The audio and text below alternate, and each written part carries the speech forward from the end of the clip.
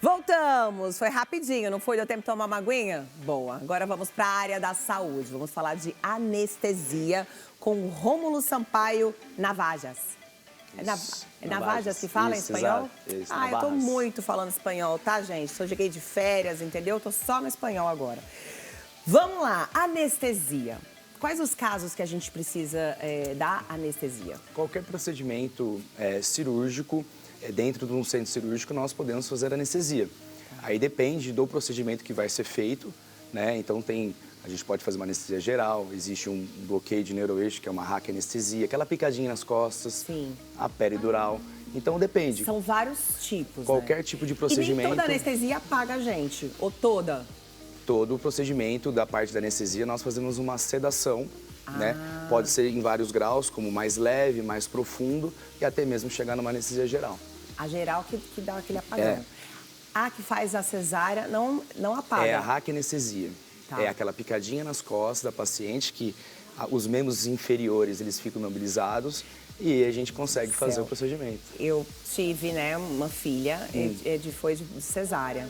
E eu vi o parto quase todo, porque tinha um espelho no teto e eu não apaguei. Eu falei, meu Deus, eu quero apagar, eu tô vendo tudo. Mas você sabe por que não apagou? É porque no procedimento da raquianestesia na cesárea, a gestante é considerada estômago cheio, porque está comprimindo a parte do estômago numa gestante. Então nós não podemos sedar uma gestante. E também os nossos sedativos, eles passam por uma barreira hematoencefálica que pode ir para o bebê. Então, na raquianestesia da cesárea, nós não fazemos sedação, salvo suas exceções, como uma emergência, por exemplo. Então todo mundo fica acordado no rolê mesmo. Eu não sabia que tinha sido só comigo. Eu falei, gente, e você só fica olhando lá. Eu vi tudo, todo. Mas não sentiu nada. Nadinha. É isso que é importante. E todo mundo tem aquele mito, não sei se é mito, mas todo mundo tem muito medo dessa anestesia da cesárea, né? Na verdade, eu sempre falo assim nas redes sociais que o medo é a falta de informação. Porque o anestesista, o paciente tem essa dificuldade de conversar com o anestesista, né? Sim. A anestesia é uma anestesia segura, a parte da anestesia é segura, né? O que falta é o paciente, essa comunicação entre o paciente e o anestesista. E é isso que eu tento passar e explicar, tirando essas dúvidas. Eu lembro que eu só abaixei assim e falei, Deus, agora é com você, vai. Agora vai, né? Só vai. Eu acho que não só o medo, né, o meu, acho que de todo mundo já passou por isso. Sim. Mas vamos lá, vamos para a verdade ou mito sobre anestesia. A avaliação pré-anestesia é obrigatória para a realização de uma anestesia? Sim, verdade. A avaliação pré-anestésica, eu falo da avaliação pré-anestésica individualizada, nós iremos avaliar no paciente. Se o paciente tem uma doença, se ele tem uma alergia a alguma medicação, nós vamos ver os exames, nós vamos fazer uma avaliação completa desse paciente para minimizar os riscos da anestesia. Quem são os pacientes que não podem receber anestesia? Depende do procedimento. Por exemplo, numa cirurgia de emergência, aí não tem esse caso. Não tem como. Mas numa cirurgia eletiva, no caso, uma cirurgia programada, um paciente, por exemplo, hipertenso não controlado. Aquele paciente que tem a pressão alta, que a gente não consegue deixá-la regularizada. Então, entendi. Esse é um paciente que vai ter uns riscos maiores na anestesia. Um paciente diabético que tiver uma alteração descompensada, um diabético descompensado, ele também pode ter um risco maior na sua anestesia. Por isso, essa avaliação é muito importante. Porque se tiver algum problema, a gente já resolve na avaliação. Boa, mas aí se você descobrir o problema, a pessoa não puder, vai. Aí a gente tem que avaliar e se o caso é uma multidisciplinar. Se houver a necessidade, a gente encaminhar para algum outro especialista. Tá. Mito ou verdade? A anestesia causa choque anafilático? Isso. Não, é mito. A anestesia não causa o choque anafilático. O que é o choque anafilático? É bonito o nome, mas a gente não sabe. Né? É um processo de hipersensibilidade, no caso, após uma alergia. Por exemplo, o paciente teve uma alergia e essa alergia complicou e pode ocasionar no choque anafilático. Então, o paciente, às vezes, por alguma medicação, pode ter uma alergia e essa alergia, com sintomas, ela pode virar sistêmica, no caso, no organismo todo. E aí vira um choque anafilático. Não causa choque, é uma alergia. Isso. Eu sempre falo para os pacientes assim, se você tomar uma medicação em casa, sem prescrição médica, você pode ter uma alergia. Claro. Então, no centro cirúrgico, a mesma coisa. que bom que estamos no centro cirúrgico, que temos um médico especializado, uma equipe de enfermagem especializada para resolver esse problema. Talvez em casa não teria. Muita gente, né, fala assim, tá vendo, vou falar de cirurgia de estética, lipoaspiração, tá? Você viu? É muito perigoso, já morreu um monte de gente, tudo. Mas você vai ver, né, não são todos, né, mas alguns casos das pessoas que vieram a falecer por causa de uma lipo, por exemplo, alguma coisa assim, ou elas ingeriram alguma coisa no dia anterior. Sim. E aí você vai descobrir depois, porque, né, eu acho que, enfim, bebida alcoólica, drogas, tudo isso com anestesia... Mas aí entra a avaliação, porque nós avaliamos o paciente previamente. Previamente, mas, por exemplo, marcou a cirurgia para hoje de manhã. Aí você fez uma avaliação, sei lá, quantos dias antes da cirurgia? Depende do local, depende da equipe, né? Nós fazemos, por exemplo, de 3 a 5 dias antes. Então, você fez de 3 a 5 dias. A pessoa ingeriu álcool ou droga no dia anterior. Aí depende do que foi ingerido e depende qual a medicação. Vou dar alguns exemplos. Na hipertensão, da pressão alta, o paciente ele tem que continuar essa medicação até a cirurgia. Agora, por exemplo, numa diabetes, a gente tem que suspender. Então, depende da cirurgia, cada situação, de cada depende caso. do que a gente vai usar, então isso varia bastante. Entendi, mas tem coisas que não combinam, né? Não. Com anestesia. Então é mito, viu, galera? Mais um. Anestesia pode causar náuseas e vômitos após a cirurgia? Sim, é verdade, né? Todo e qualquer procedimento da anestesia, por conta de algumas medicações, no caso o opioide, que é uma medicação que a gente controla a dor, ela pode ocasionar uma náusea e vômitos, mas o paciente tem que estar ciente que se o paciente tiver uma náusea e vômitos no pós-operatório, tem um médico especializado nisso, que ele vai fazer, além de uma medicação preventiva para isso, uma medicação para tratar essa náusea e vômitos, mas pode sim ocasionar. Então, isso é verdade, gente. O tremor no pós-operatório pode ser anestesia? Pode ser e não pode não ser. Nos procedimentos do centro cirúrgico, as salas são ventiladas, com ar-condicionado. Gelada mesmo, né, gente? Então, às vezes, um procedimento muito longo, o paciente acaba tendo um pouco de hipotermia, que é a diminuição de temperatura, e isso é uma resposta fisiológica do nosso organismo. Na hora que a gente acorda, o paciente acorda, ele vai ter esse tremor para fazer o aumento de consumo de oxigênio, o aumento desse paciente, e aí acaba tendo tremor. Tá. Quanto tempo dura a anestesia, mais ou menos? Depende de qual cirurgia. Tipo numa lipoaspiração. Depende do procedimento da lipo, né? Então, por exemplo, qual que é o nosso intuito, né? O paciente não lembrar de nada e não ter dor no pós-operatório, independente de qual for o tempo do procedimento. Mas, por exemplo, vai um parto também, uma cesárea. A gente não, vocês nunca sabem, a gente é ótimo, eu me coloquei como médica, né, a gente. Vocês, os médicos, nunca sabem se vai ser tudo bem, se vai ser tranquilo ou se vai ter alguma complicação no meio do caminho. Como é que você sabe a anestesia que vocês vão dar? Primeiramente, na nossa avaliação, nós fazemos um planejamento da anestesia, para a gente saber qual é a melhor anestesia possível para esse paciente.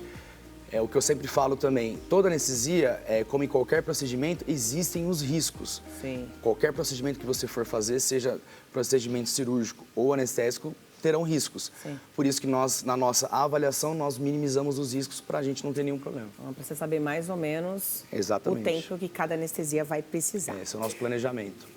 O paciente pode acordar durante a anestesia? Eu nem dormi, minha gente. Fiquei acordada o tempo inteiro, ligadona. Nem a anestesia me apagou. Na cesárea, o paciente fica acordado mesmo.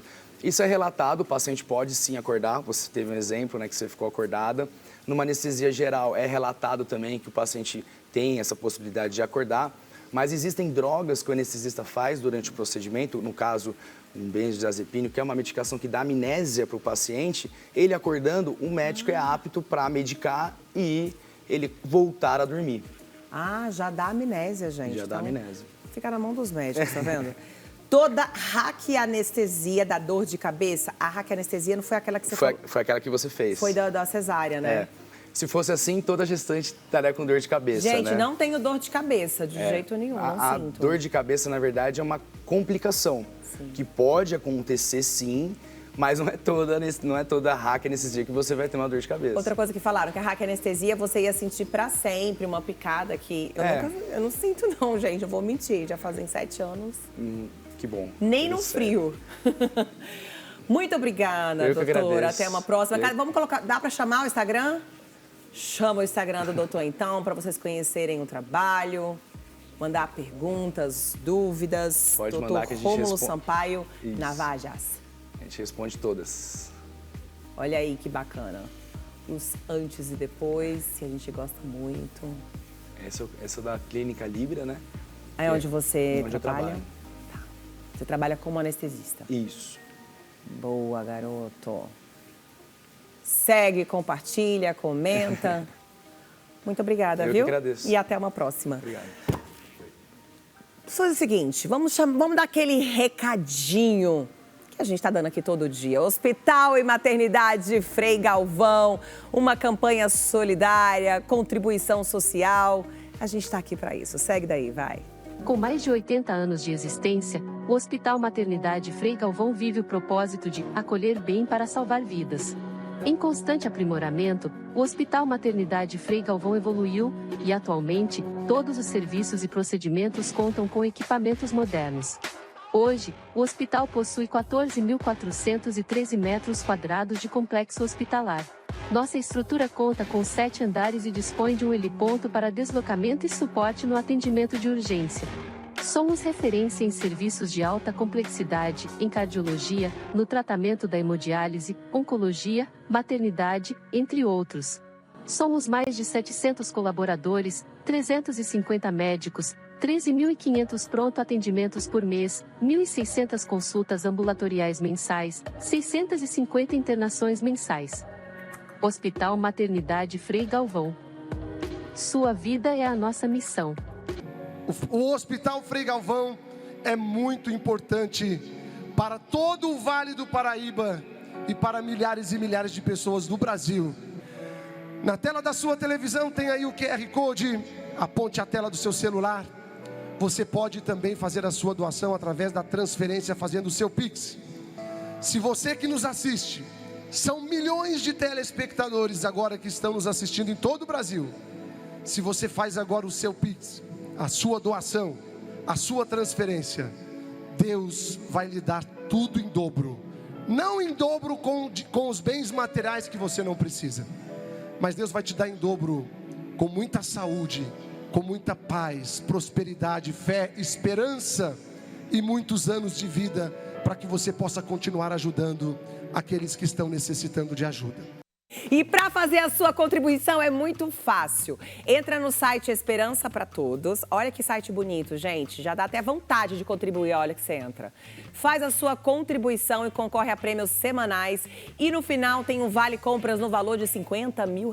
Você sabe que a gente tem que fazer a nossa contribuição social para a nossa vida caminhar.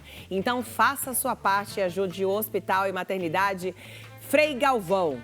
Tamo junto nessa. Pá. No vermelho. Vamos embora. Entrei no vermelho, não tenho o que fazer. Qual o primeiro passo? A gente já falou sobre.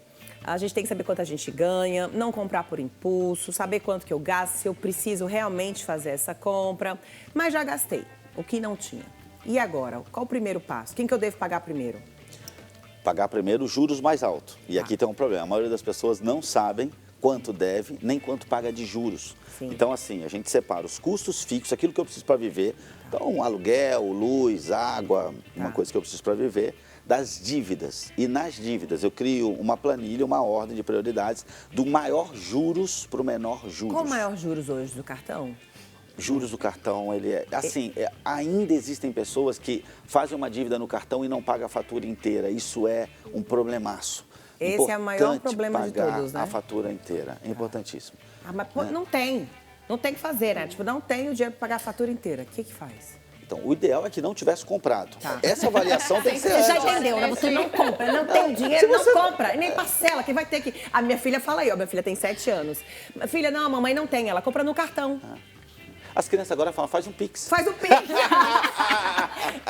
Não, gente, a gente tem que conscientizar sobre isso. Mas vai, já foi, agora que eu tô criando consciência. Então, assim, precisa elencar os juros do maior para o menor, entrar numa negociação, pode fazer sentido. E aqui é importante, se puder ter um mentor, porque tem uma hora que a gente fica cego, a gente não sabe o que fazer, nós estamos no olho do furacão. Não sabe para onde vai. Então, né? você tem alguém que senta do seu lado, que organiza, fala, ó, esse primeiro.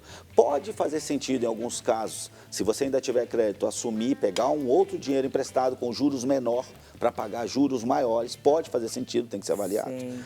É preciso diminuir os custos, o quanto você gasta todo mês, separar. É o que eu costumo dizer, quando você está endividado, você Talvez você não possa, mas você deveria viver com 55% do que você ganha. Tá. E se você não pode hoje trabalhar para chegar lá, 30%, 40% ali você tem que trabalhar para pagar as dívidas, ok? É muito importante também, olha só, a pessoa quando ela tem, é a questão da mentalidade emocional que a gente falou. Sim. Às vezes a pessoa vive num ambiente que parece um lixão, eu estou tentando dar uma imagem, tá? E aí o que incomoda ela, ratos e baratas, aí ela mata ratos e baratas, mas ainda é um lixão. O que é isso? É a pessoa endividada e ela sai das dívidas, mas ela não mudou a cabeça. Amanhã ela está endividada de novo, os ratos e as baratas voltam. Então a gente precisa mexer no emocional e até no espiritual, eu costumo dizer. A base de uma dívida, na maioria das vezes, ela não é uma questão ali de planilha e tal. É mais embaixo a questão. É mais embaixo, né? Agora, uma coisa que culturalmente o brasileiro não tem muito, a questão de a gente sempre tem que guardar. Então, no mínimo, 10% tem que se fazer uma reserva. Até quando a gente está endividado, é importante. Ela fala, eu não tenho dinheiro nem para pagar tudo, como é que eu vou guardar? Aí a dica é, começa com 1%. Olha só, se você ganha 10 mil e deve 15, quanto que é 1% de 10 mil? 100 reais? Guarde 100 reais, invista 100 reais. Então você vive com 5.500, separa esse 1%, tá certo? Você faz e você tem, por exemplo, um orçamento de 4 mil para negociar dívidas. Sim. Começa a pagar dos maiores juros para o menor juros, ok? E em quanto tempo consegue mexer nisso, pagar tudo, fazer? Aí depende do tamanho do problema. E tem uma outra questão que a gente precisa colocar aqui, isso não serve só para endividado. É fundamental. Se você quer ter paz na sua vida financeira, que você não dependa de uma única fonte de renda, ok? E a maioria das pessoas pode.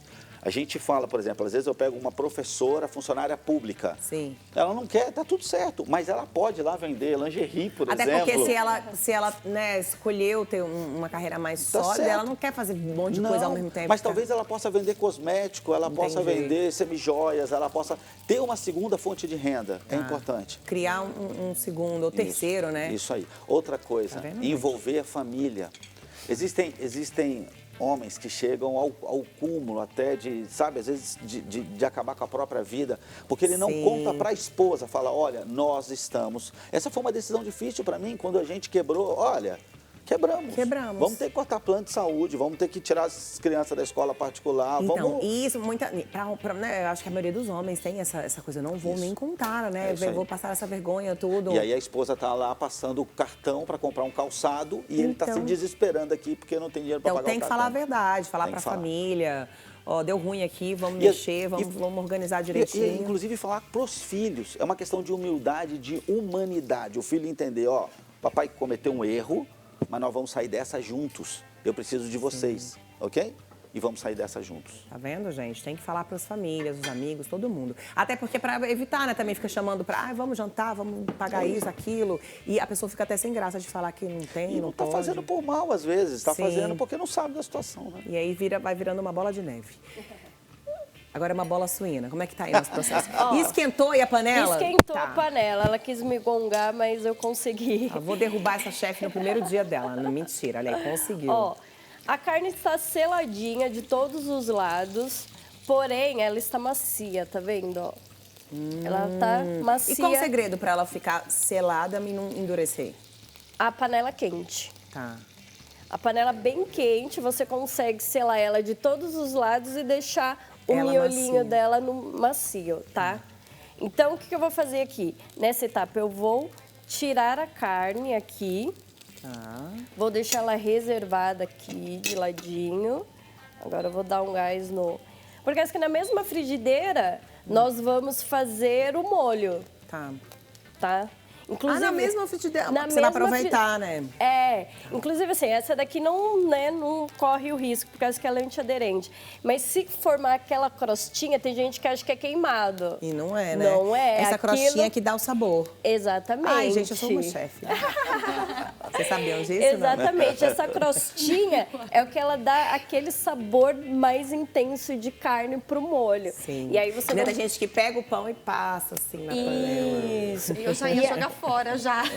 Não, mas tem muita gente que fala assim, mas o fundo da panela tá queimado. Não, não tá queimado. Aquilo ali dá todo um sabor. Você vai fazer o molho de laranja agora. Molho. Tá. Aí, para acrescentar mais sabor, nós vamos fazer... Por que você escolheu laranja, não tipo limão ou outro molho? Porque essa que combina com a carne suína. Sim. E aí, assim, aí tem o ácido do vinho também, mas aí ele evapora e fica bem suavezinho, assim, fica só sabe? o sabor mesmo. Então, na mesma frigideira aqui, eu já tenho uma quantidade de azeite, mas caso não, colocaria um pouco mais de azeite. Vou colocar a cebola e vou fazer aquele refogado classicão de alho, de cebola e alho. Aqui eu frito até ela começar a ficar transparente. Começou a ficar transparente, a gente já... O cheirinho é tão bom, né? Acrescenta... cheiro de comida boa, né? Cebola e alho já dá aquele tchan. Aquela dupla que ninguém reclama. Pois é. Alguém não gosta? Não, tem gente que não curte muito alho, né? Eu adoro cebola. Tem gente que não gosta de cebola. Cebola? Nossa, eu adoro cebola. Eu também gosto muito. Eu gosto. É a base, né? De começar uma comida tem que ter um tempero, assim, uma cebola, um alho.